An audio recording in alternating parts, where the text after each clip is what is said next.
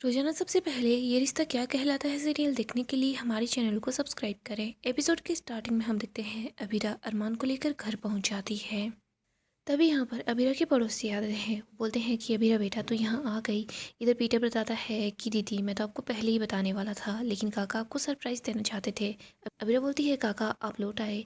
वो बोलता है कि हाँ बेटा मैं आ गया। अबीरा बोलती है काकी कहाँ पर है। वो बताते हैं कि काकी दिन में आ जाएंगी।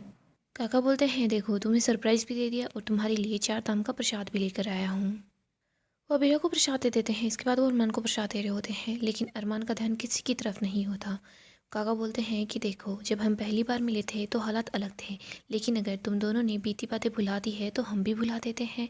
वो फिर से अरमान को बोलते हैं कि लो प्रसाद ले लो, लेकिन अरमान का ध्यान इनकी बातों में बिल्कुल नहीं होता। इसके बाद वो अबीरा को प्रसाद दे देते हैं और बोलते हैं कि बेटा तू इसको प्रसाद दे देना। अबीरा बोलती है काका आप सही टाइम पर आए हैं, मैंने पूरी बनाई है खाकर जाइएगा। बोलते हैं नहीं बेटा मैं जब आ रहा था तो मैंने शहर के बाहर ढाबे पर खाना खा लिया था, पराठे खाए थे।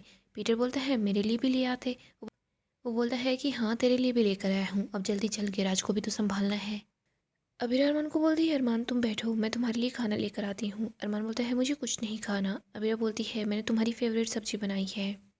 अरमान बोलता है नहीं मुझे कुछ नहीं खाना, मुझे बस सोना है। अबीरा बोलती है एक काम करो तुम बैठो मैं तुम्हारे लिए शिकंजी लेकर आती हूँ, वो तो पी लो। अरमान यहीं बैठ जाता है। इधर अबीरा किचन की तरफ आ जाती है। वो रो रही होती है। अरमान बस अबीरा को ही देख रहा होता है। अरमान अबीरा के पास पहुंच जाता है। अबीरा बोलती है मैं तुम्हारे लिए शिकंजी बना रही थी, लेकिन नींबू वाले हाथ आंखों को टच कर लिए जिसकी वजह से आंसू आ गए। अरमान बोलता है अच्छा मुझे लगा मैं परेशान हूँ दुखी हूँ इस वजह से तुम मेरे लिए दुखी हो रही हो रो रही हो। अबीरा बोलती है अरमान तुम अपना दर्द मेरे साथ क्यों नहीं बांट रहे हो। अरमान बोलता है क्योंकि दर्द बहुत ज़्यादा है। अरमान बोलता है अबीरा दर्द बहुत ज़्यादा है, तुम कब तक बांटोगी। अबीरा बोलती है एक बार आजमा कर तो देख लो।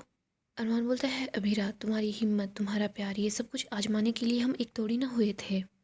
तुम पर बच्चियों की मेरी सबकी जिम्मेदारी भी आ गई है। मैं तो तुम्हारा पार्टनर बनना चाहता था, लेकिन मैं तुम्हारे लिए बोझ बन गया हूँ। अबीरा बोलती है अरमान ऐसी बातें मत करो। अरमान बोलता है मैं अपना दर्द आधा तो तुम्हारे साथ शेयर कर सकता हूँ ना, थोड़ा बहुत तो तुम्हें सुना सकता हूँ, मैं इतना ज़्यादा अनफेयर नहीं हो सकता अबीरा। अरमान बस ये सब कुछ इमेजिन कर रहा होता है। वो अबीरा को देखता है। अबीरा रो रही होती है। वो अपने आंसुओं को पोंछती है। वो अपना चेहरा फ़ोन में देखती है और हंसने की कोशिश करती है। इसके बाद अबीरा अरमान के लिए नींबू पानी लेकर आती है। वो देखती है कि अरमान तो यहीं पर बैठे बैठे सो गया। तभी यहाँ पर अबीरा के पास माहिरा का कॉल आता है। अबीरा बोलती है मंकी तुम लोगों का ट्यूशन तो आधे घंटे पहले ही ओवर हो गया था, तुम लोग कहाँ पर हो। यहाँ पर दादी सा बोलती है। वो बोलती है कि ये लोग पोदार हाउस में है, आओ और अपनी बेटियों को यहाँ से ले जाओ। तभी यहाँ पर काका आ जाते हैं। बोलते हैं कि अबीरा बेटा कुछ सामान मंगवाना होगा। अबीरा बोलती है काका आप यहीं पर अमरान के साथ रहिएगा, मैं अभी वापस आती हूँ। अबीरा वहाँ से चली जाती है। आगे हम पोदार हाउस का सीन देखते हैं। यहाँ पर हम देखते हैं माहिरा मुक्ति यहीं होती है, तानिया भी यहीं पर होती है, घर के बाकी के लोग भी होते हैं। तानिया को कुछ देर पहले की बात याद आती है, जहाँ पर तानिया जैसे ही माहिरा और मुक्ति के रूम से निकली थी तो सामने दादी सा थी। तानिया कुछ सामान लेकर आई थी, उसके हाथ से वो सारा सामान गिर जाता है। दादी सा तानिया को बोलती है कि माहिरा मुक्ति के रूम में कोई है क्या, तुम किससे बात कर रही थी। तानिया बताती है अंदर कोई नहीं है, मैं दोस्त से बात कर रही थी, मैं अपने फ़ोन पर स्पीकर पर अपने दोस्त से बात कर रही थी। दादी सा बोलती है तुम्हारी दोस्त का क्या नाम है। तानिया बताती है टीना नाम है। दादी सा बोलती है तुमने आज से पहले कभी अपनी इस दोस्त के बारे में हमें नहीं बताया। तानिया बताती है कि वो मेरे साथ स्कूल में पढ़ती थी। दादी सा बोलती है अच्छा। तानिया बताती है अब वो न्यूरोलॉजिस्ट बन गई है। दादी सा बोलती है कहाँ है। तानिया बताती है वो सिटी हॉस्पिटल में है। दादी सा बोलती है अच्छा शादी हो गई। तानिया बोलती है हाँ हो गई। दादी सा बोलती है उसके बच्चे हैं। तानिया बताती है हाँ उसके बच्चे हैं। दादी सा बोलती है लड़के हैं या लड़कियां हैं। तानिया बताती है लड़कियां हैं। दादी सा बोलती है नाम क्या है। दादी सा बोलती है नाम क्या है। तभी तानिया बोलती है माहिरा। इसके बाद वो चुप हो जाती है। दादी सा कमरे के अंदर आती है तो माहिरा और मुक्ति को अपने सामने देखती हैं। आगे हम देखते हैं अबीरा पोदार हाउस में पहुंच जाती है। ये माहिरा और मुक्ति के पास आती है। उनको बोलती है कि मैंने तुम दोनों को यहाँ आने से मना किया था ना। दादी सा बोलती है क्यों मना किया था, हम लोग बुरे लोग हैं क्या कि जो तुम्हारी बच्चियाँ यहाँ आएगी तो बिगड़ जाएंगी। लेकिन तुम्हारी लड़कियाँ तो पहले से बिगड़ी हुई है, बिल्कुल तुम्हारी तरह, ना तो तुम किसी की बात सुनती हो और ना ही ये तुम्हारी बात सुनती हैं। अबीरा बोलती है दादी सा ये क्या करती है क्या नहीं करती ये सब कुछ मुझे अच्छे से पता है, आपसे मुझे कुछ भी जानने की ज़रूरत नहीं है। दादी सा बोलती है ये हमारा घर है, अगर तुम्हारे मुंह से कोई शब्द निकले तो वो सिर्फ सम्मान से लिपटे हुए निकलने चाहिए। अबीरा बोलती है जब सामने वाले का मूड ख़राब होता है ना तो दूसरे वाले की ऑनेस्टी भी बस बदतमीजी लगती है। मैं अपनी बच्चियों को यहाँ से ले जाऊँगी, आपका मूड ठीक हो जाएगा। अबीरा माहिरा और मुक्ति को वहाँ से ले जा रही होती है। तभी दादी सा बोलती है अगर ये फिर से लौट कर आई तो, इन्होंने तुम्हारी बात नहीं मानी तो। दादी साहब बोलती है, तुम बड़े जोश में अपनी लड़कियों को अरमान को यहाँ से लेकर गई थी ना। तुम्हारी लड़कियाँ तो देखो कैसे अपनी मनमानी कर रही है और अरमान दुनिया के सामने सिर्फ अपना तमाशा बनवा रहा है। मैंने तुमसे बोला था बच्चियों को इस घर की आदत लग गई है, लेकिन नहीं, तुमने मेरी बात नहीं सुनी। मैंने बोला था कि अरमान को बोलो माफ़ी मांग ले, सिर्फ अपनी बच्चियों के लिए मांग ले, लेकिन नहीं, तुम तो अपने गुरूर में चूर हो रही हो ना। बोल रही थी ना कि मैं सब कुछ संभालूंगी, लेकिन देखो तुम तो कुछ भी नहीं संभाल पाई। अरमान को तो तुम शांत नहीं कर पाई और ना ही तुम बच्चियों को पोदार हाउस आने से रोक पाई। लेकिन तुम्हारी मनमानियाँ बिल्कुल भी नहीं चलेगी। जो दो नावों में पैर रखता है वो हमेशा गिरता ही है और उसका सर यूं झुका रहता है जैसे तुम्हारा झुका हुआ है। आगे हम देखते हैं काका पीटर को बोलते हैं कि तुम अरमान का ध्यान रखना, मैं अभी वापस आ रहा हूँ। तभी यहाँ पर पीटर के पास किसी का कॉल आ जाता है तो पीटर भी वहाँ से चला जाता है। अरमान अपनी आंखें खोलता है, वो बोलता है कि I am so sorry Abhira. Armaan यहाँ पर एक नोट लिखता है। आगे हम फिर से पोदार हाउस का सीन देखते हैं। यहाँ पर अबीरा माहिरा और मुक्ति का हाथ छोड़ देती है और घर से जा रही होती है। माहिरा मुक्ति अपनी मम्मा के पास आती है, उसको रोकने की कोशिश करती है। दादी साहब बोलती है, तुम फिर से गलत फैसला ले रही हो लड़की। ना तो तुम अपने अरमान को संभाल पा रही हो और ना ही तुम अपनी बच्चियों को रोक पा रही हो। इधर माहिरा और मुक्ति बोलती है, मम्मा हमारी बात तो सुन लो। माहिरा बोलती है, प्लीज़ मम्मा रुक जाओ, लेकिन अबीरा नहीं रुकती। इधर मुक्ति बोलती है, माँ रुक जाओ, हम दादी आंटी की और घर वालों की गलतफहमी को दूर कर देंगे। अबीरा को दरवाजे के पास गिरी हुई एक टॉफ़ी मिलती है। अबीरा उसको उठाती है, दादीसा के पास आती है और वो टॉफ़ी दादीसा को देकर वहाँ से चली जाती है।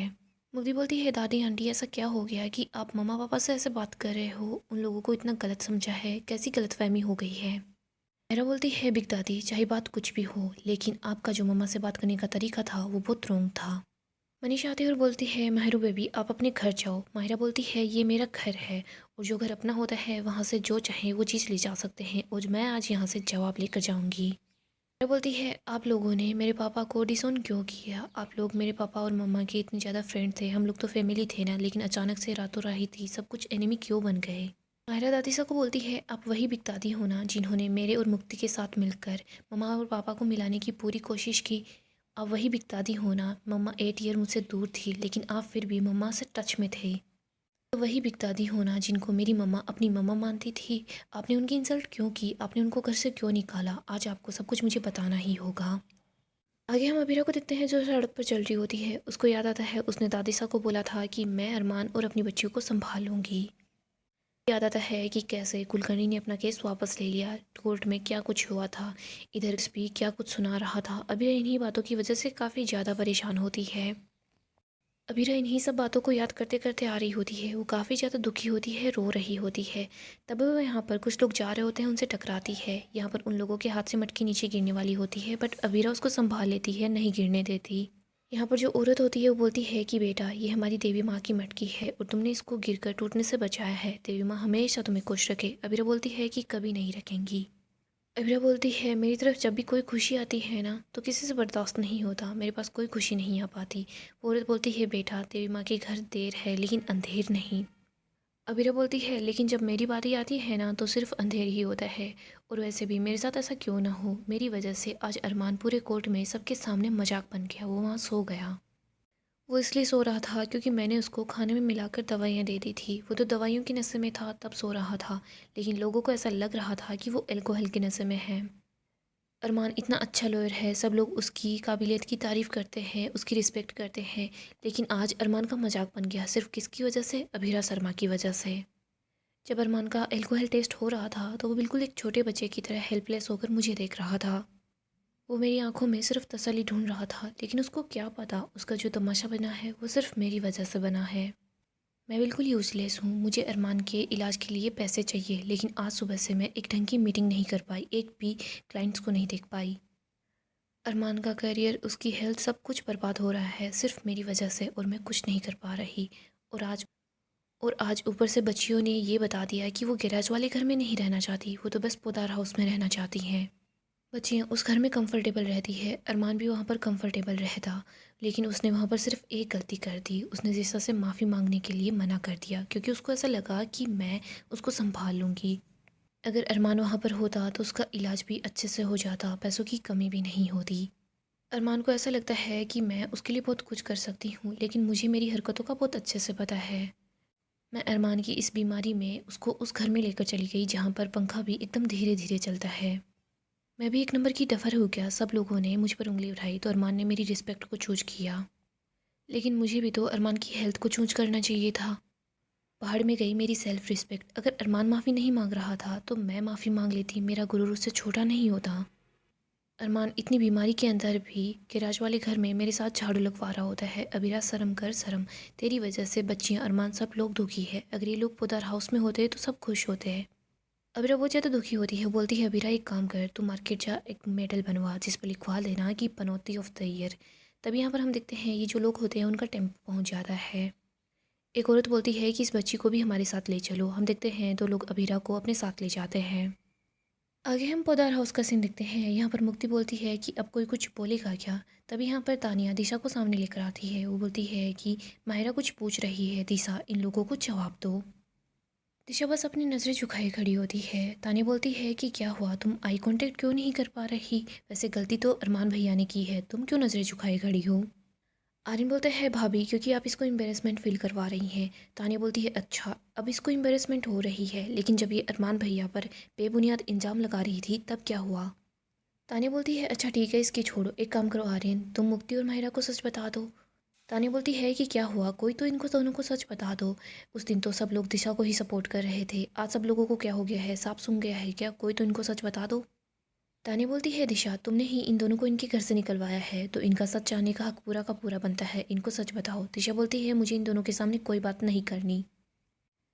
तानिया बोलती है अच्छा, तो अब तुम्हें इनकी याद आ रही है, उस दिन तो तुमने इन दोनों बच्चियों के बारे में बिल्कुल भी नहीं सोचा और यूं ही अरमान भैया पर इल्ज़ाम लगा दिया कि उन्होंने तुम पर हाथ उठाया है। माहिरा और मुक्ति काफ़ी ज़्यादा हैरान होती है, बस दिशा को ही देख रही होती है। तानिया बोलती है कि सिर्फ इसको मत देखो, जिन लोगों को तुम अपनी फैमिली मानती हो ना, उनमें से किसी ने भी अरमान भैया का साथ नहीं दिया। सब लोग बस दिशा की तरफ खड़े थे। अपनी ये बिग दादी, चाचा दादी, चाची दादी, सब लोगों ने सिर्फ दिशा का साथ दिया। ये सब लोग ये बात मान गए कि अरमान भैया ने दिशा पर हाथ उठाया है और इसी वजह से तुम चारों को घर छोड़कर जाना पड़ा। दादिशा बोलती है तानिया हमने अरमान को धक्के मारकर इस घर से नहीं निकाला था, अगर अरमान दिशा से माफ़ी मांग लेता तो सब कुछ ठीक हो जाता। माहिरा बोलती है मेरे पापा कभी भी माफ़ी नहीं मांगेंगे। आगे हम अबीरा को देखते हैं जो टेम्पो में बैठी होती है। वो बोलती है कि अरमान मेरे साथ नहीं था तब तक ही ठीक था। तभी यहाँ पर हम देखते हैं टेम्पो अचानक से रुक जाता है। यहाँ पर वो औरत बोलती है कि चल बेटा तेरा घर आ गया है। अबीरा देखती है कि वो गैराज पर पहुँच गई है। गाइस डेली अपडेट के लिए आप हमारे चैनल को सब्सक्राइब करें, साथ ही साथ वीडियो को लाइक भी कर दें। गाइस अपकमिंग एपिसोड काफ़ी ही ज़्यादा इंटरेस्टिंग होगा। अपकमिंग एपिसोड में हम देखेंगे माहिरा और मुक्ति दादिसा को बोल देती है कि इन्होंने जो इल्ज़ाम लगाया है वो कभी सच हो ही नहीं सकता। हमारे पापा किसी पर कभी भी हाथ नहीं उठा सकते, दिशा चाची झूठ बोल रही है। तानिया माहिरा और मुक्ति के साथ ही होती है। यहाँ पर माहिरा मुक्ति बोलती है कि बिग दादी आज के बाद हम कभी भी इस घर में लौट कर नहीं आएंगे।